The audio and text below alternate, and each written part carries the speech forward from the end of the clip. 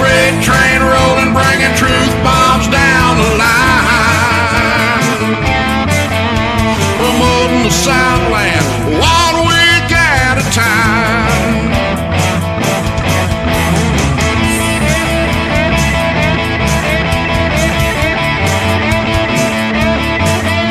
Promoting the Southland 1 week at a time.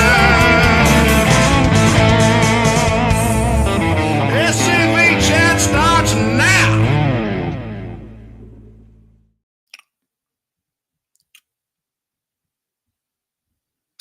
And the views and opinions expressed on this broadcast, just like every other broadcast, are not necessarily those of the SCV, GC, any division, brigades, camps, or other subsidiaries. Making sure I had my microphone turned up as loud as it will go. This Monday evening, March 2nd. Before we get started, I don't know if he is watching or not, but happy birthday to past Commander-in-Chief Chuck McMichael.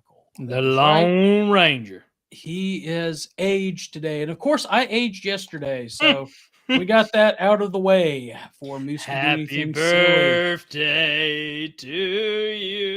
And we're going to get a copyright strike with that. So anyway, I hope everybody is having a wonderful, wonderful Monday here in Dixieland. I know I had a very interesting day today at work, to say the least. Won't go into it because, things. But I hope everybody's doing good. How are you doing, Moose? I'm doing pretty good in a little busy season right now for my training and classes for what's next. And it sucks.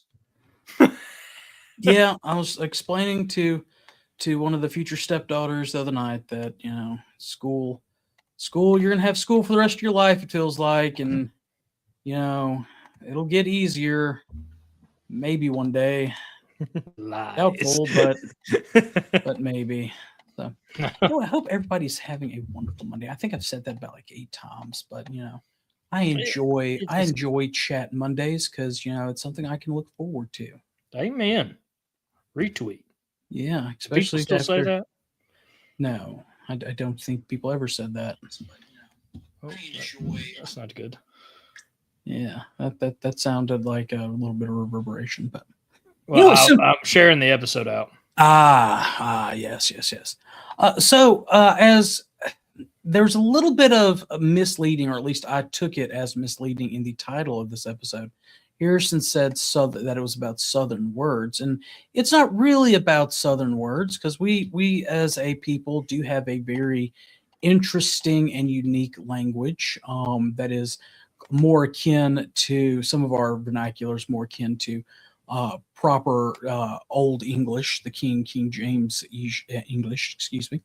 But we're actually talking about Southern quotes from famous Southerners, Southern authors, things of that nature. So just some of our favorite things that, we've learned over the years that, or we've heard over the years that we enjoy, that means something to us. And of course, we're encouraging y'all to throw in some of your favorite quotes within the chat as well. We figured it'd be a nice, lighthearted, fun episode before we get into some serious episodes that we're planning on for the season.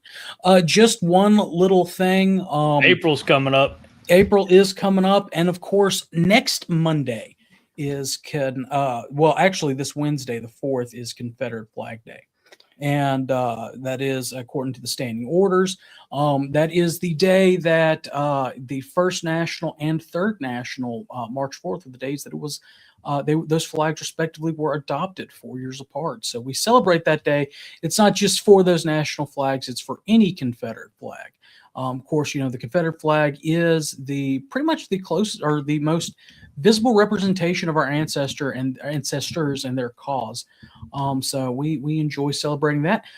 We do have one sponsor that he didn't pay for, but if y'all saw at the end of last week's episode, when I got home, I shared a picture of some merch that we got from him. Just some promotional items that he sent our way. I've saved Moose some of them. Not that many of them, but I've saved Moose some of them.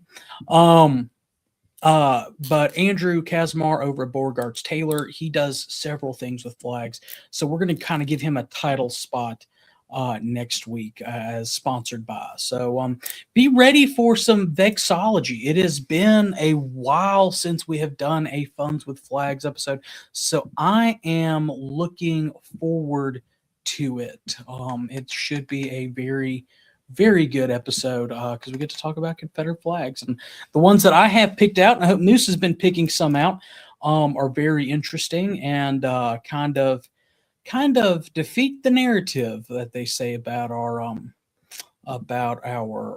ancestors. David, it doesn't matter what topic we would like for Freeman to quote on.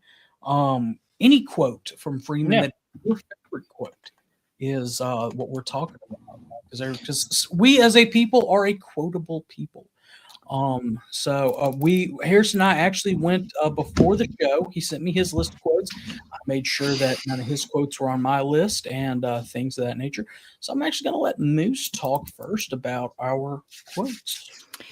So I kind of picked some quotes that have really spoke with me during my time, not only as an SCV member, just throughout my whole life. Of course, one that has been through my whole life and was actually my senior quote at my high school. I don't know if they'd allow me to get away with this anymore, but it is history. It's a private school. Oh, yeah. It is history that teaches us to hope, Robert E. Lee. I don't think I need to explain that one. I hope not. But our history, and not just 1861 to 1865, but all our Southern history, fills me with so much pride of my region and my state, and really makes me feel connected to it and hopeful that I can be a part of all this. I can be a part of this great history in some shape, way, or form. I guarantee I'm playing a smaller role than most people, but I really sorry, I'm getting a phone call, surprisingly. I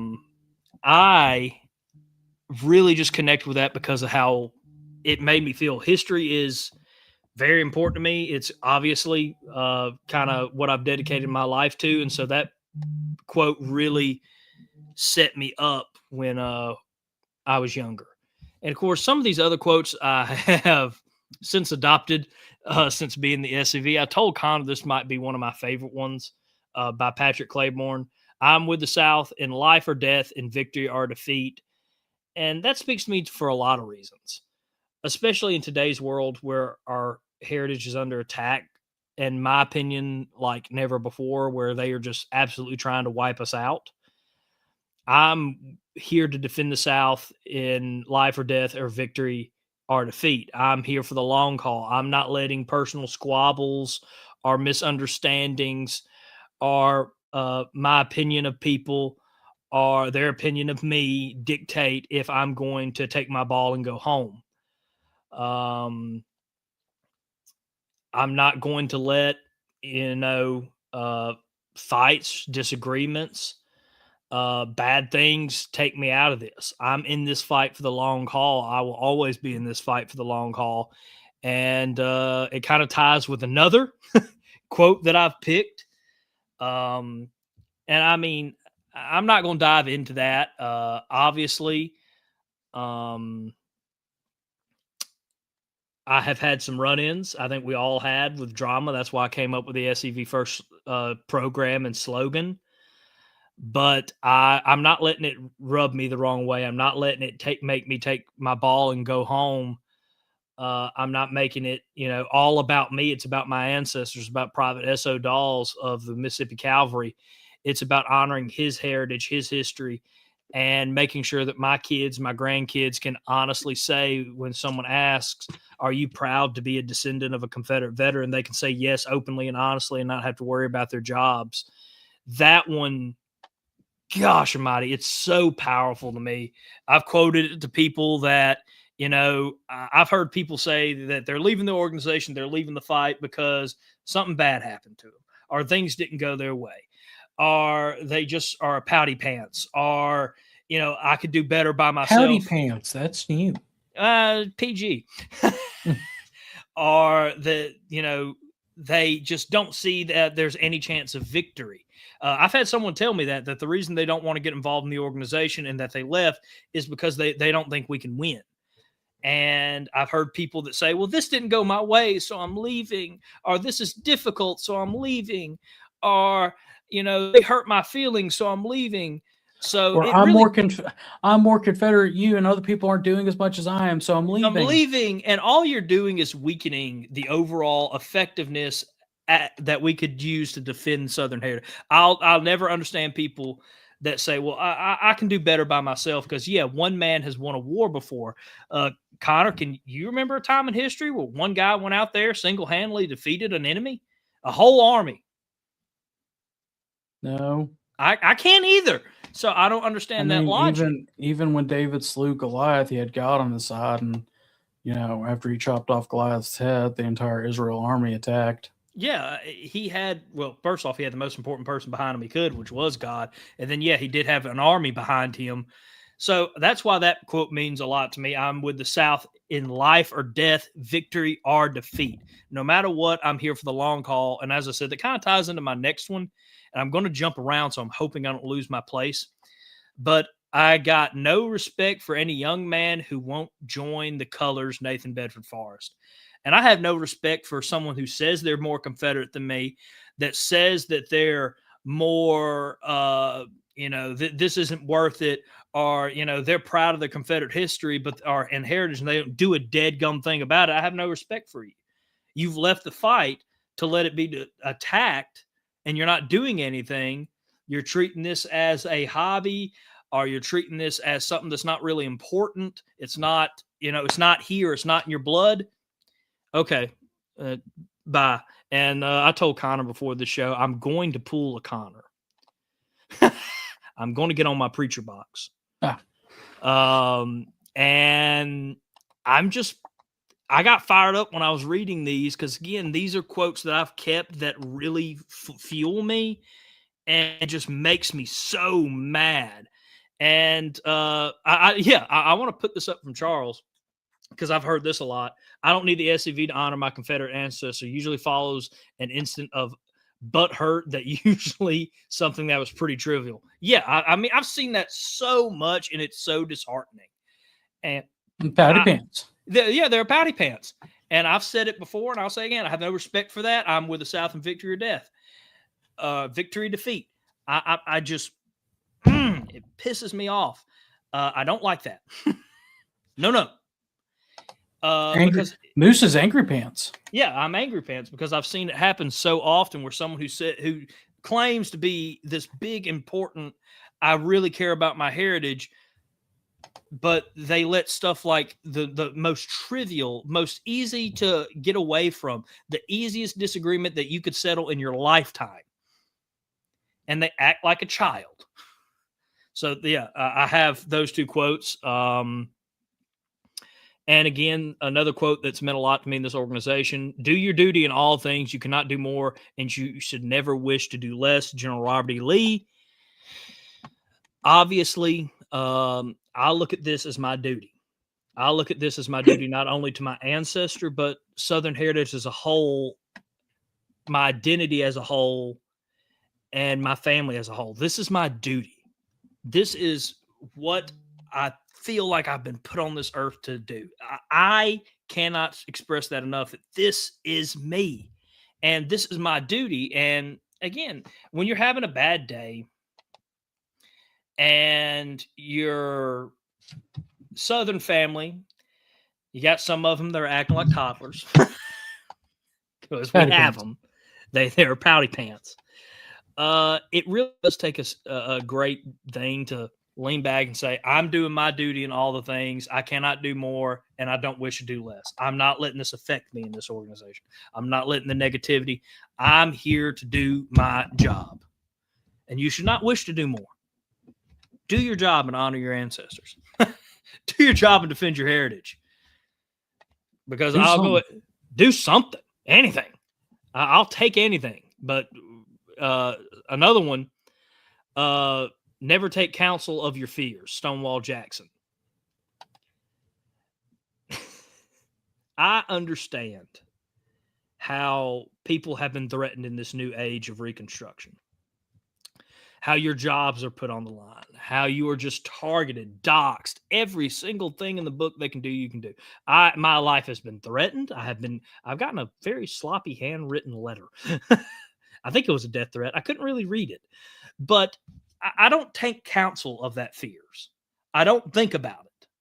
I know, and this goes into my next quote, that I'm going to be okay. I know that I'm doing my duty because of the next quote from General Jackson. My religion teaches me to feel safe. Religion teaches me to feel safe as in battle as in bed.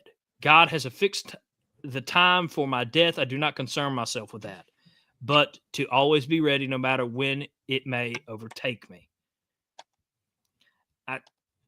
I could care less what you do to me on this earth. I'm a Christian. I know I'm going to heaven. I'm saved. And that is not through my own actions. That is through the blood of Christ, my Savior. He's my king. I have no earthly troubles. I might complain. Connor knows this. I might complain a lot. But at the end of the day, there's nothing you can do to me because I am safe. Because even if I do pass away, if something unexpected happens, I'm getting my eternal reward. So I don't concern myself with the threats. I don't concern myself with the backlash. I don't concern myself with the costs. I feel safe in this battle as I would in bed because of my Lord and Savior. And I got a couple more quotes left. One of these is just, again, you could tell my mood when I discovered some of these. War means fighting, and fighting means killing. Nathan Bedford Forrest. We are in a war for our culture, for our heritage. Don't be mistaken. Don't be told that it's not as bad as it is. They want to destroy us. We have done a great job in defending it. There's still a lot more of the battle left. We're not out of the woods yet. And that this war means sometimes you have to make the hard decisions. Now, obviously, none of us are killing nobody. But we are making hard decisions, hopefully. Knock on wood. But and sometimes you have to make the hard decisions that's best for your camp, for your brigade, for your division, for your army, for national, for your ancestor, for the fight. But you have to make them. And you shouldn't apologize because we are in a battle for this to the point where if everybody just gave up tomorrow, I guarantee you Confederate heritage is not going to be around in 20, 30 years. Look what Virginia's doing, which I could get on a rant just on my pissed off belief of that right now. This is a war. This is a fight. And fighting means you got to sometimes make hard decisions. And you're going to have to learn to live with a mistake or two. And you're going to have to learn with making a hard decision. But you have to do it. And last one is not really anything to do with what we've been talking about. But I just really love the quote because I think it really defines what the war means. The war between the states defined us as what we are, and it opened us to being what we became, good and bad things. It was a crossroads of our being, and it was a heck of a crossroads, Shelby Foote. Everybody knows I love Shelby Foote. Again, I got his books right here. And I couldn't agree more. The war between the states really defined this, not just the Southland, but this whole union, and really changed everything. And we are still fighting for the principles of that war. We're still fighting just to have our heritage be heard and protected. We're still fighting for so much. And it was a crossroads, and it made us who we are today. And I wouldn't have it any other different.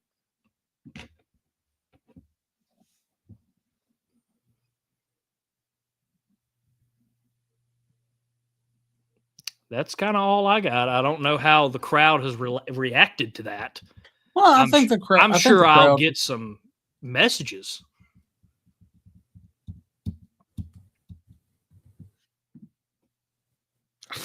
Well, Smiley, the dead gum profile picture. yeah. Well, I'm quite proud of you, Moose. Thank you. Those are some good quotes.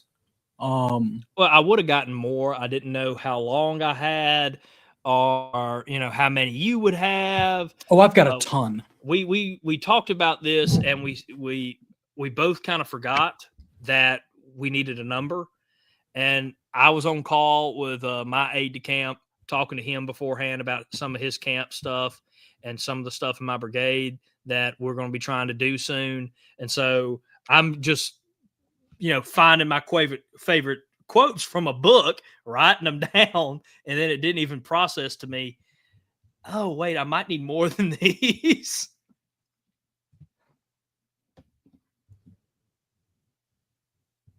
Well, I think we need to go ahead and take a quick break, and then we'll start back with mine. But before we go into our normal sponsors, I was on the phone this afternoon with Jill at headquarters and working on something, and was asking her if there's anything specifically that she would like for us to push in the show. And there is something. Now, of course, this is for SCV members only. When you contact to purchase, did it show up on screen there, Moose? It did not. 1 second. Okay, here we go. It is the new, and they're really good quality, according to Jill, and hopefully I can get one before we run out.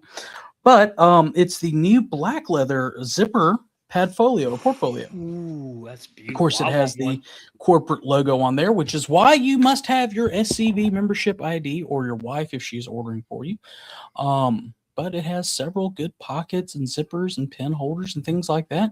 It can be yours today for $47. Remember to visit scv.org and go to the store and pick it up.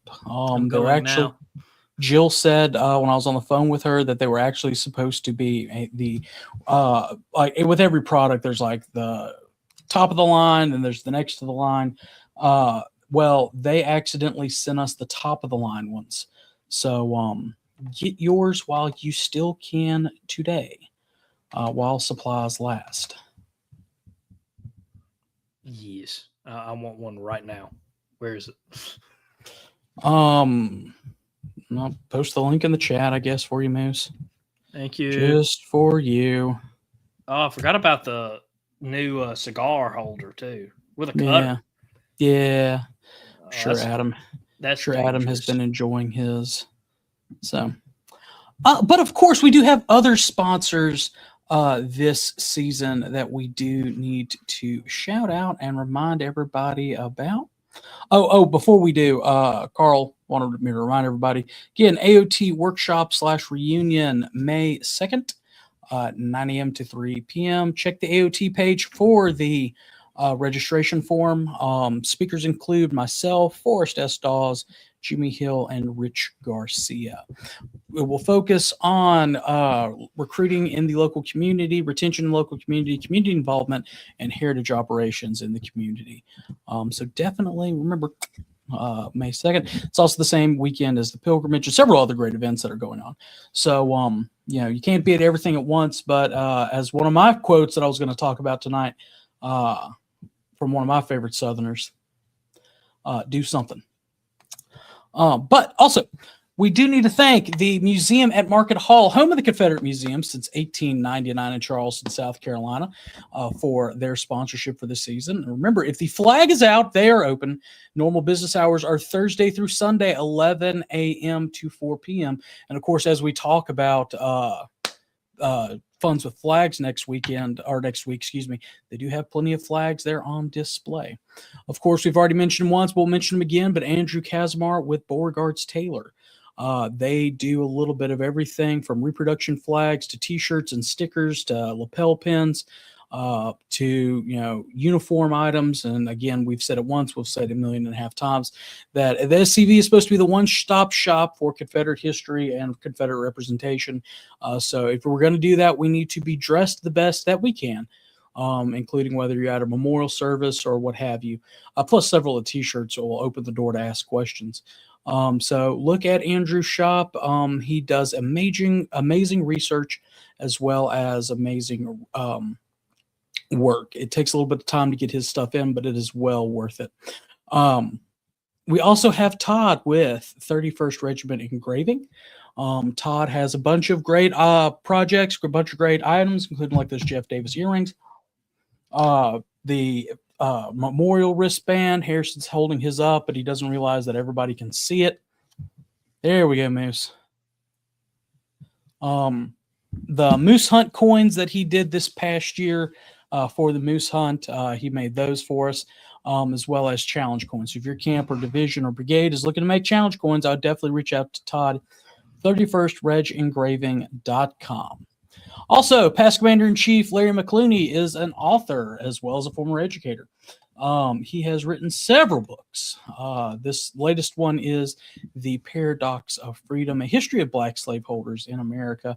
Get your copy of that book as well as other books today from Larry at booksbylarry.com, including his first one about the Yazoo Pass, which I mentioned in. And if my fiance heard that once this weekend at Vicksburg, she heard it about 1.5 million times because we were talking about the whole campaign.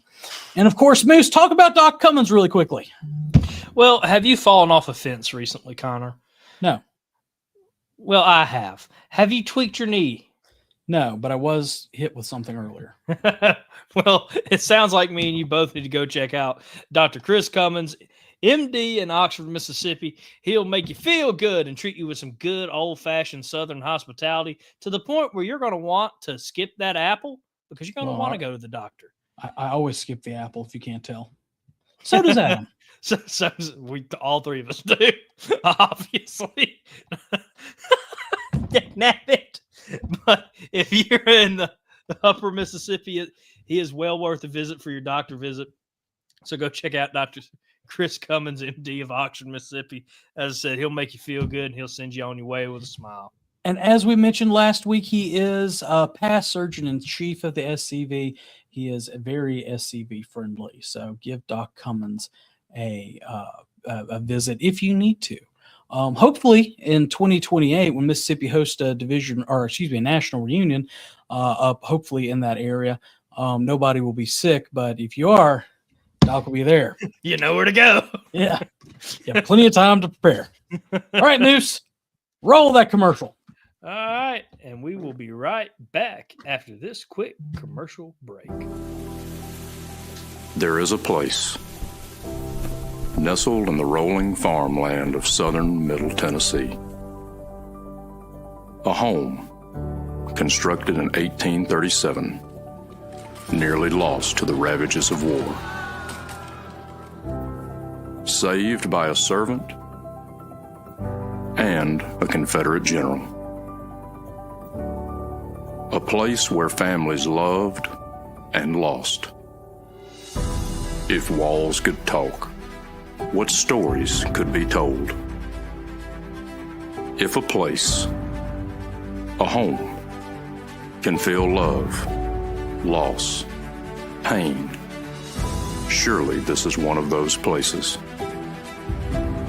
Nearby is a more recent structure, and inside are the stories of heroes and heroines, stories of battles won and lost, stories of sacrifices made by the people of its native soil. A place that will tell the true and complete story of the Southland and the war fought for its freedom. From the causes that led to the conflict to the modern-day struggles to protect Southern history. Historic Elm Springs and the Confederate Museum at Elm Springs are the general headquarters for the Sons of Confederate Veterans. A place where the story of the Southland and its historic struggle is preserved and told. Come and discover your history.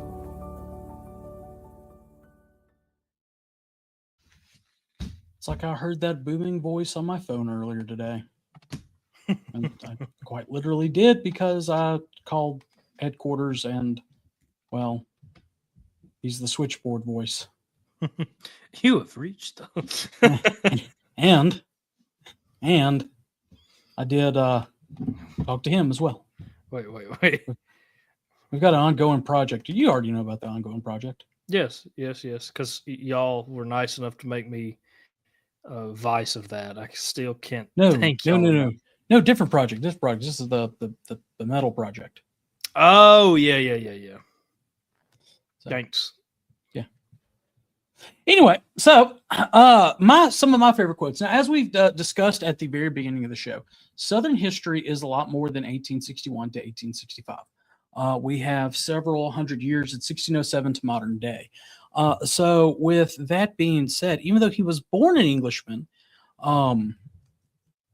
but was very, very important in the colonization of Virginia, which became the first state, is of course John Smith, which one of John Smith's famous quotes, and I can't remember exactly, and I couldn't pull it up and find it, but it's the idea of if you don't work, you don't eat. And that to me is a huge one, because why the story behind it, or at least the history behind it, is it's the very first colonization of Jamestown, and it's a bunch of second sons and semi-nobility who go and found or establish a colony in the New World. And some of them did not want to work, but just rest on the labors of others. And they wanted to eat and participate in what the others were doing, but they didn't want to put in the work themselves. And that, to me, epitomizes, first of all, a free market capitalist society.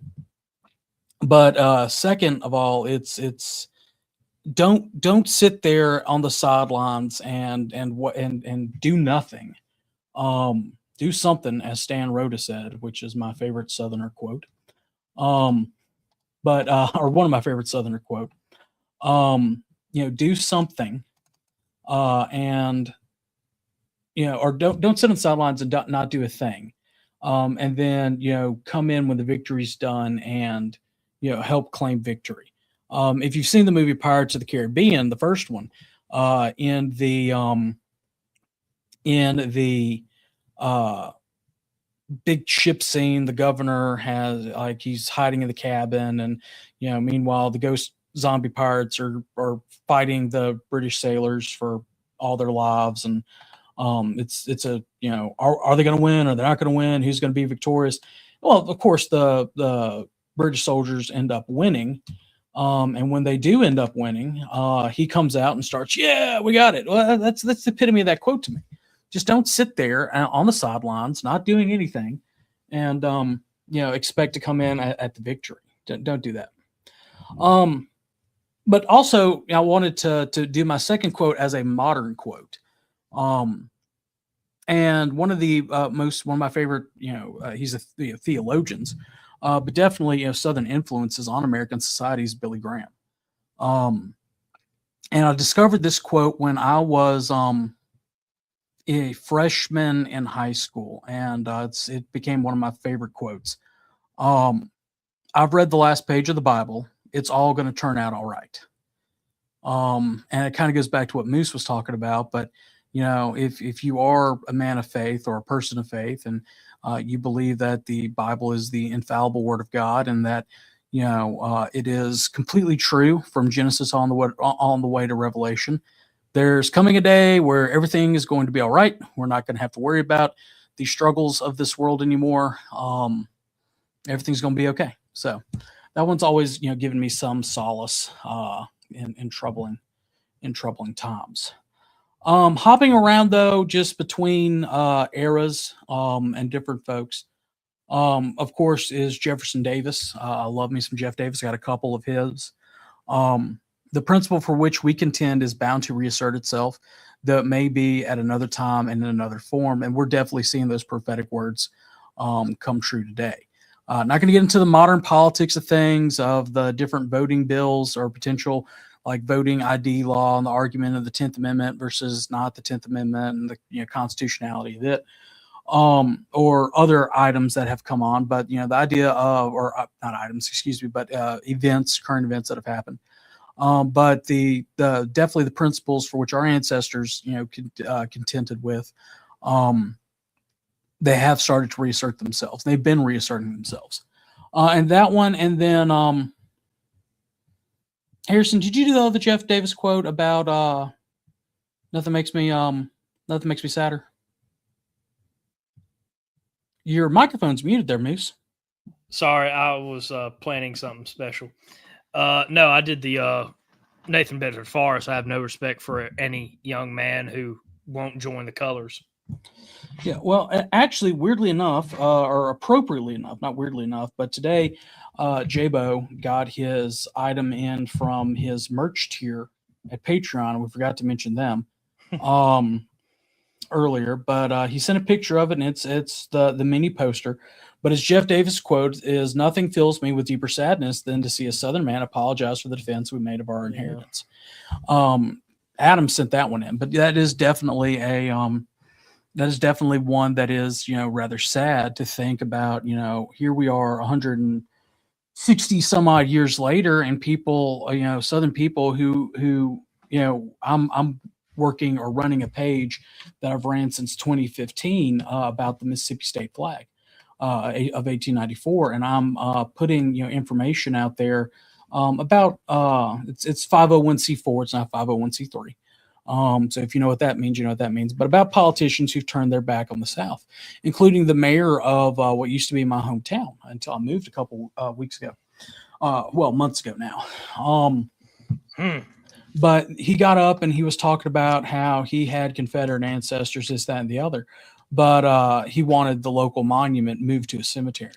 And of course, if you have if you saw some of the videos that came out of a monument at a cemetery this past weekend, and things going along with it, that definitely just proves that no, they don't want them just in the cemetery. They want them completely erased, eradicated, and removed off the face of God's green earth. So jumping back a couple of generations to the Revolution. And of course, my favorite founding father, many of our favorite founding fathers, and Jefferson Davis's namesake, indeed, is Thomas Jefferson. And one of my favorite Jefferson quotes is, "I predict the future happiness for Americans if they can prevent the government from wasting the labors of the people under the pretense of taking care of them." So again, and Franklin even said, which, he's not a Southerner, but, a person who would trade freedom for liberty deserves neither. Or not freedom for liberty, peace or protection for liberty or something like that deserves neither. And, that is true that, since my views and opinion, but since the government nanny state has started going in and has been, overtaxing the citizen and then going under the pretense of, well, we're going to take care of you. We're going to take care of you. You don't need to worry about it. We'll take care of you because of this. We have, become a miserable lot. Yeah. So that was, that. Another one that I love of Jefferson's is honesty is the first chapter in the Book of Wisdom. And then third one is the legitimate powers of government extend to such acts only as they are injurious to others. It does me no good. It does me no injury for my neighbor to say there are 20 gods or no God. It neither picks my pocket nor breaks my leg, which again is the idea that, hey, government is not the answer, but again, what does it matter if I want to honor my ancestry or not? Why should the government then come in and try to, for lack of a better term, go in and try to limit my ability to exercise my rights and freedoms when they're not doing it to somebody else's? Yeah. Keeping in kind of trying to find back to the founding generation. Edmund Randolph said, "People who mean to be free must be prepared to meet danger in person and not rely upon the fallacious protection of armies." I've always loved that one. One that I recently discovered of George Washington's. Harrison, this quote's from George Washington.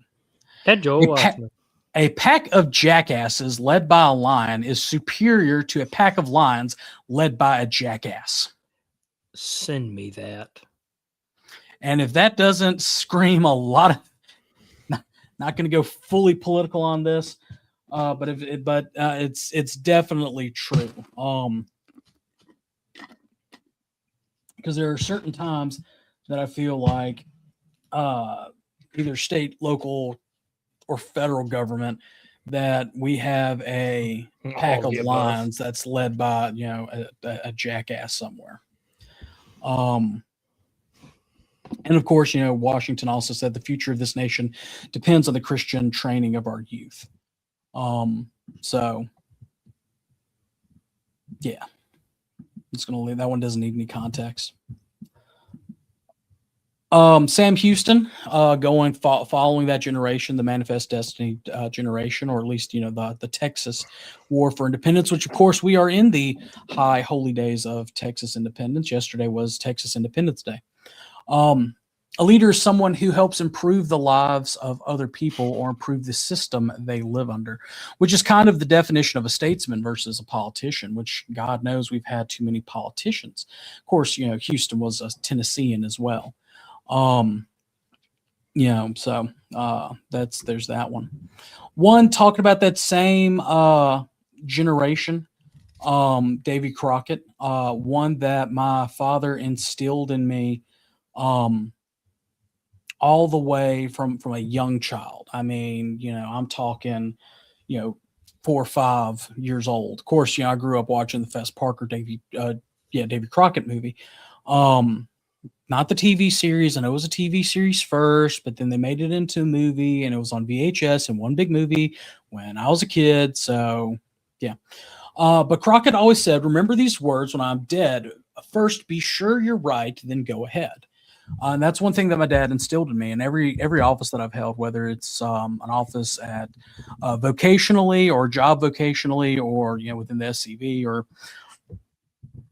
in other organizations, fraternal organizations, civic organizations I've been a part of. The idea of when you're sure about the course that you're going to take, and you're sure that you're right in that course, go ahead. Don't second guess your ideas with that.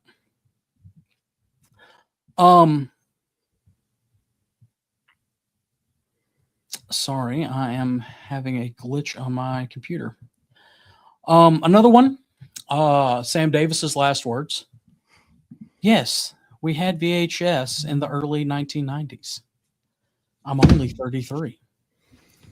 Hey, I had VHS. Yeah, I still have some tapes. So His last words were, "I would rather die 1,000 deaths before I would betray a friend." And that one is very, the story of Sam Davis. If you've never heard Jason Boshier give that talk, you need to. I think we've done an episode with it. Tennessee Tuesday did an episode with it. The last day of Sam's life. But to be that young and that brave, younger than I am now, younger than Harrison is now. But to be that brave and to still be so poignant to say that, I would rather die 1,000 deaths than betray one friend. That idea is just, we talk about it in the charge, which, is a full quote in of itself, that I think is one of those that is self-evident. But with the charge, we're to vindicate the cause for which they fought. We're to defend the Confederate soldier's good name, guard his history, but we're to emulate his virtues. And with that idea that I would rather die 1,000 deaths before I would betray a friend, is a virtue that is well respected, was something that every American should, think about and think in themselves. And also, there was another part of Lee's quote or Lee's speech talking about that. The nobility and princes of men, the memory of the Confederate soldier. So that is definitely one that is in the back of my mind most of the time. Another great one. I've really have gotten into him here of late is John C. Calhoun. You know, two of them that I've really liked of Calhoun, you know, the union next to our liberties, the most dear. May we all remember that it can only be preserved by respecting the rights of the states and distributing equally the benefits and burdens of the union. You know, again, respecting the rights of the states, the individuals, the 10th Amendment, the whole thing that we fought on, the whole cause that our ancestors fought for. Another one, is by nature, every individual has the right to govern himself, and governments, whether founded on majorities or minorities, must derive from the assent, expressed or implied, of the governed, and be subject to such limitations as they impose. And again, that is the idea that you know, that our ancestors you know, fought for, is that, you know, government, you know, arises from the consent of the governed. It's expressed in the Declaration of Independence. And, you know, we're at a point now where things are going on, you know, no matter what side of the political debate you're on, that we're not giving expressed or implied consent on some of these actions, but the government's still taking those actions. So just something to think about. John Taylor of Caroline, going back to that founding generation, great power often corrupts virtue. It inevitably renders vice more malignant in proportion as the powers of government increase, both in its own character and that of the people becomes worse. You know, again, he's saying as government grows and becomes out of control, the more wicked it becomes. And then the more wicked it becomes, the more complacent towards wickedness the people become as well. I think that is a very, very poignant description of where we are today. Going back to the war generation, this was one that I actually have on my favorite bow tie. And it's one that was instilled in the Kappa Alpha Order, which of course is my fraternity in college. It's Robert E. Lee's definition of a gentleman. It was found amongst his papers after his death. The gentleman does not needlessly and unnecessarily remind an offender of any wrong he may have committed against him. He cannot only forgive, he can forget, and he strives for that nobleness of self and mindlessness of character, which impart sufficient strength to let the past be but the past. A true man of honor feels humbled when he cannot help humbling others. That's the end of it. There's a lot more to it. Before that, there's the power which the strong have over the weak, the employer over the employed, the educated over the unlettered, and the experienced over the confiding, even the clever over the silly, the forbearing or inoffensive use of all this power or authority, or a total abstinence from it when the case admits, it will show the gentleman in a plain light. So, you know, even though you're over somebody, you're judged on how you treat those people, how you treat the people beneath you, whether it's an elected position or, you know, in a job or something like that. But a gentleman should always remember that he has power over people, but he should not let that power corrupt him. And then, you know, if somebody slights you, you should forgive, forget, and not bring it up over and over and over again. And finally, going back to a modern quote from a Southerner, even though he was raised out in California, his family was very much into the South and in Virginia. But it's still very poignant. Oh, and there's one more that just popped in my head. I'll do after this one. But wars may be fought with weapons, but they're won by men. It is the spirit of men who follow and the men who leads that gains the victory. Does anybody want to guess that one? Well, I'm letting y'all guess who that was. My senior quote was a Stonewall Jackson maximum. You may be whatever you resolve to be. Again, if anybody wants to guess, the quote was, wars may be fought with weapons, but they are won by men. It is the spirit of men who follow and of the man who leads that gains the victory.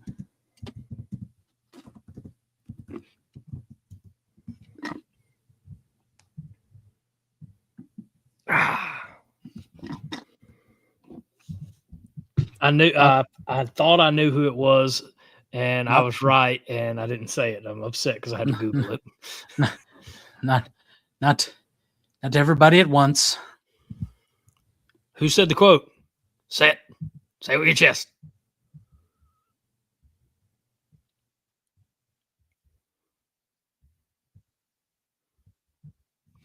Wait.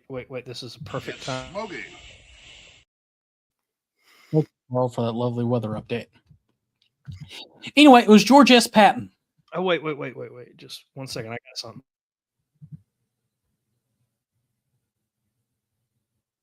You muted yourself again there, Moose. Thank you for calling the General Headquarters of the Sons of Confederate Veterans and the National Confederate Museum.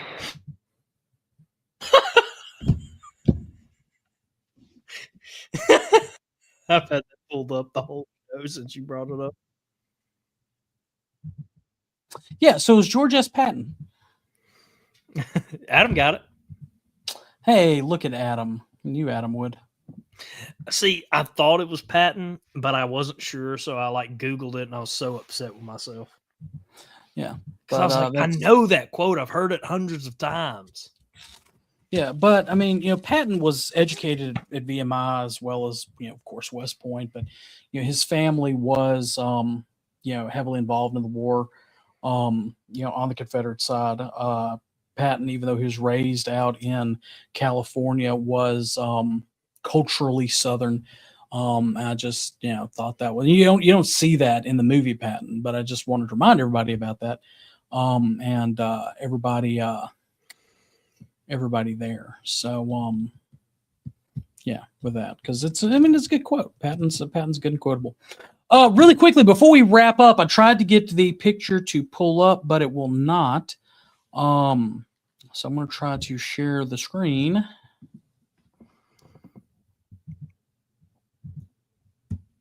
We know, Todd. We have compatriots in California. Confederate Flag Day and flag Todd. retirement, March 7th, 2026 at the Nathan Bedford Forrest Boyhood Home. That's coming up this upcoming Saturday. So if you are looking for something to do this Saturday, if your camp does not have a Confederate Flag Day thing, definitely go. Yes. They'll have lunch. The house will be open for tours. Ceremony is going to start at 12:30 p.m. That is, of course, in Chapel Hill, Tennessee, boyhood home of Confederate Lieutenant General Nathan Bedford Forrest. Yes, Wes, that is a very good point. That he also does in Gods and Generals. Ted Turner did a cameo as one of Patton's ancestors. I actually watched Gods and Generals last night, and I remember being like, my gosh, it's Ted Turner. It's Ted Turner. That's really cool, Todd. I know that, I just want to throw up Mr. Stark. First off, Mr. Stark, I'm glad you showed up late because I got on my preacher box with my quotes. So you can listen to those, and I do owe you a lunch. Todd, have y'all gotten that gentleman the War Service Medal? Just asking. Ooh, yes.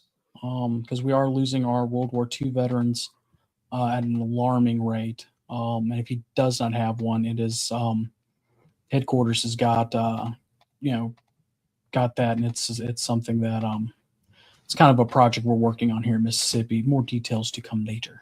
Yes. Trying to get those out. So, what are you doing tomorrow night there, Moose? Well, with the hectic work schedule I have, sometimes I just like to sit back and have something to watch while I write my reports and just relax. So I think I'm going to be turning on Tennessee Tuesday. Well, that is good. Hey, speaking of reports, reminders, gentlemen, y'all still tuned in, especially division commanders and brigade commanders. Try to get some information to Adam about the good things that your camps are doing within your divisions and brigades so that we can work on getting back on the combined federal campaign. That is a way for federal employees, including the military, to give money to the SCV. We were on it for a while, but people stopped reporting the good deeds that they were doing. So please do that. Speaking of Tennessee Tuesday, John wanted to tell everybody about as far as the flag retiring and Confederate Flag Day celebration. In case of rain, they will make a call by late Wednesday night for people that are staying the night. So double check. I'm assuming, John, that you'll put it out on the division Facebook page as well as, send something out. So definitely be on the lookout for that if you're planning on making it. Well, Tennessee Tuesday sounds like a great time with John Blankenship and former Commander-in-Chief, Tennessee Division Adjutant Jason T. Rex Boshears. What about Wednesday there, Harrison? Well, I was doing little T-Rex arms. Sometimes you just need to sit back and Look Around Florida with the Florida man, Sean McFall, and have a great night. And then Thursday, you'll be back here for Look Around the Confederation. Is it something special this week, or is it a regular episode? I think we might have another regular episode. I am talking to a couple of people. We've had another candidate reach out wanting to be interviewed, so I'm trying to get him scheduled. But we have candidate interviews for the rest of the month, almost guaranteed. We at least have 2 scheduled. I'll pull up the schedule just to let everybody know. March 12th, right now, we have Roy on. He is part 2 of the Lieutenant Commander-in-Chief interviews. And March 19th, by the way, Connor, you need March 19th open because the man running for Army of Tennessee councilman is looking to be on March 19th, and he requested that you interview him. Well, let me work with the. Let me see what my fiance says. Literally, Thursdays are like, not to bore everybody, but our eldest plays soccer, and that's one of our practice nights, and it's also our 5-year-old's traditional homework night. So, March 19th, maybe a little. Well, we got John and Jason in the back wings. I'm sure that I can put them on the spot right now in front of the good Lord and everybody, and they won't have a single problem with it. Just in case I can't, be honored to, but just in case I can't, I may need to a little rain check, depending on what Pretty Girl says. But in all honesty, March 19th, Forrest S. Dawes will be coming on the show to talk about his platform for Army of Tennessee councilman. And then as we get into April is when it gets hectic. So I'm hoping to nail out the last bit of interviews in April as quickly as I can, because I know how crazy that month is. We still have just a couple more left, and we're done, and we'll be getting back to our regularly scheduled program on Thursdays. And, of course, these will be reran the week. You were actually about to say the right thing. Yeah, I know. It's really a curse, ain't it? I will be rerunning these the week of National Reunion, so it stays fresh on everybody's mind what everybody says. Again, I am looking forward to the response of these interviews. The response has been great so far. Thank y'all for another year of support. Well, that sounds like a full week. And of course, we have the Friends, the Douglas Southall Freeman Friday chats if it's on. We have that. There's Hardy History with Hardy on Sundays. So, I mean, it's just if you want Confederate programming, Facebook and YouTube is the place to find it. Yes, it is. Yes, it is. And of course, we cannot complete this episode without a quote from one of our favorite Southerners, the late and great Harold Philpott, who always reminded us, no fumar in the elevator. No fumar in the elevator. Rare frop, and we'll see you next week. Yes.